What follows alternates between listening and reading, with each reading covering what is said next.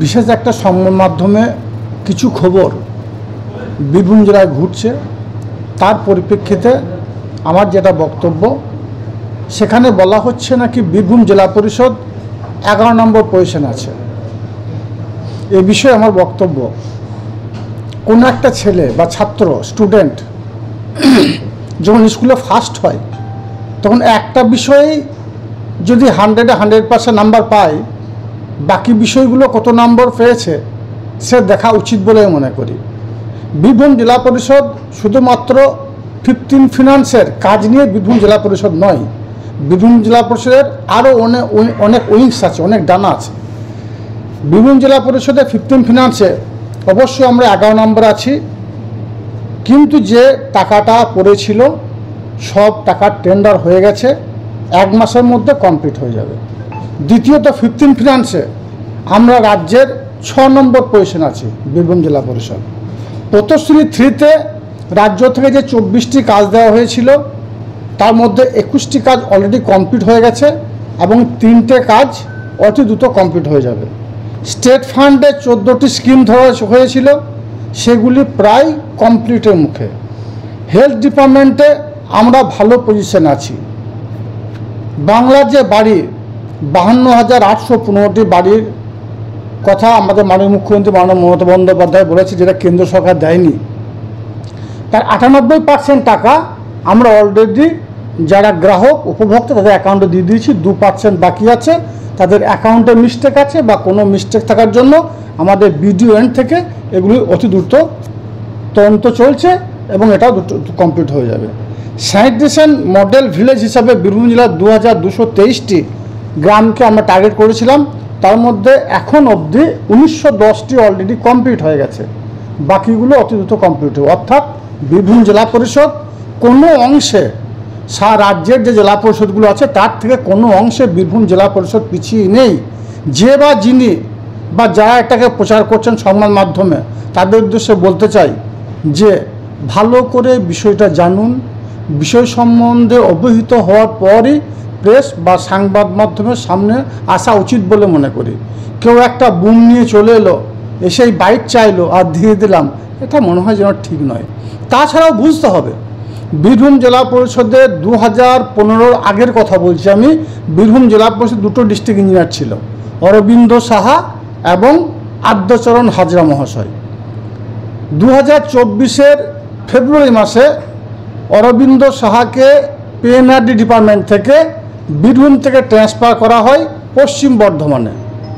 তারপরে মে মাসে 2024-এর মে মাসে আদ্যচরণ হাজরা মহাশয় রিটায়ার্ড করে, তার ফলে বীরভূম জেলা পরিষদের ডিস্ট্রিক্ট ইঞ্জিনিয়ার শূন্য হয়ে যায়। তারপরে রামাপ্রিয়া চট্টোপাধ্যায়কে 2024-এর আগস্ট মাসে পিএনআরডি ডিপার্টমেন্ট থেকে নিযুক্ত করা হয়, অর্থাৎ একটা ডিস্ট্রিক্ট ইঞ্জিনিয়ার। আর রামাপ্রিয়া চট্টোপাধ্যায় আমার জেলার বাসিন্দা নয়, বীরভূম জেলা সম্বন্ধে ওয়াকিবহাল না থাকার জন্য বীরভূম জেলা পরিষদ 15 ফিনান্স বা 5th ফিনান্স বা অন্যান্য কাজগুলি পিছিয়ে যাচ্ছিল। তারপরে আমি স্বয়ং আমাদের মাননীয় মুখ্যমন্ত্রী মাননীয় মমতা বন্দ্যোপাধ্যায়ের দ্বারস্থ হই, ওনার কাছে গিয়ে বীরভূম জেলা পরিষদ যে পিছিয়ে যাচ্ছে, পিছিয়ে যেতে চলেছে, সে বিষয়ে অবহিত করি।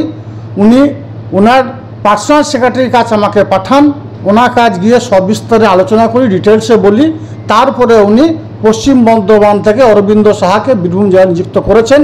বীরভূম জেলা বর্তমানে কোনো অংশে পিছিয়ে নেই।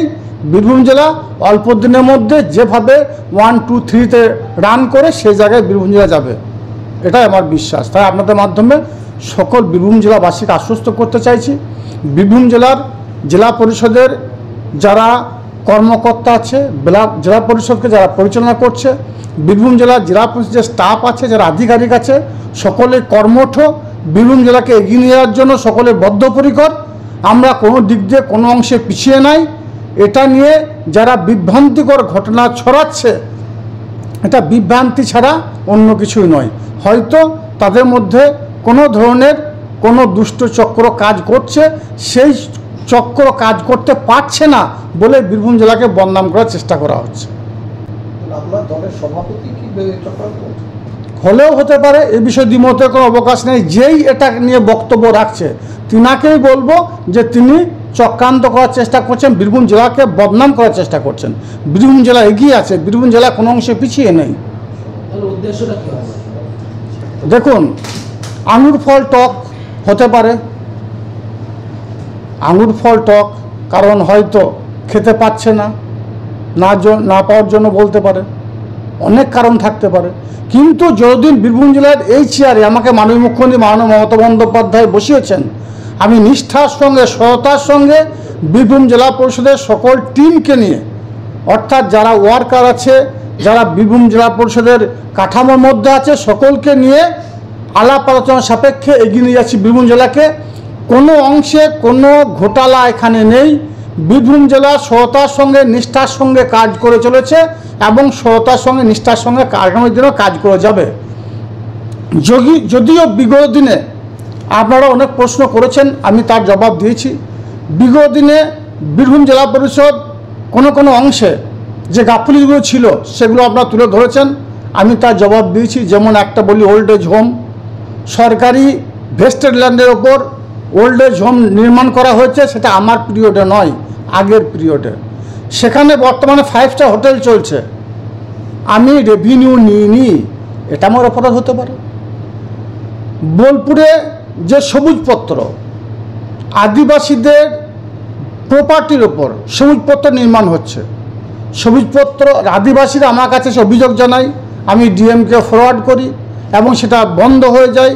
তারপর জানি না কী কারণে সেই নির্মাণ আবার শুরু হয়ে গেল। তো এইসব বিষয়ে প্রতিবাদ আমি করি, হয়তো এটাও তার কারণ হতে পারে। আমি যতদিন এই চেয়ারে থাকবো, আমার মাথার ওপর যতদিন মাননীয় মুখ্যমন্ত্রী মাননীয় মমতা বন্দ্যোপাধ্যায় আছেন, ততদিন পর্যন্ত সততা এবং নিষ্ঠার সঙ্গে কাজ করে যাব। কে কি বলল সেদিকে কর্ণপাত করব না। বীরভূম জেলা এগিয়ে আছে।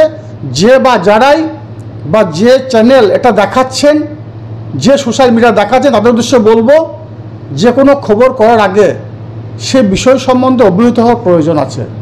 আমি আবার বলছি, একটা ছাত্র স্কুলে ফার্স্ট হয়, তাকে সব বিষয়ে, প্রত্যেকটি বিষয়, যতগুলো বিষয়, সব বিষয়ে তাকে ভালো মার্কস অর্জন করতে হয়। একটা বিষয়ে ফার্স্ট হয় না, বা একটা বিষয় কম মার্কস থাকলেই সে লাস্ট হয় না।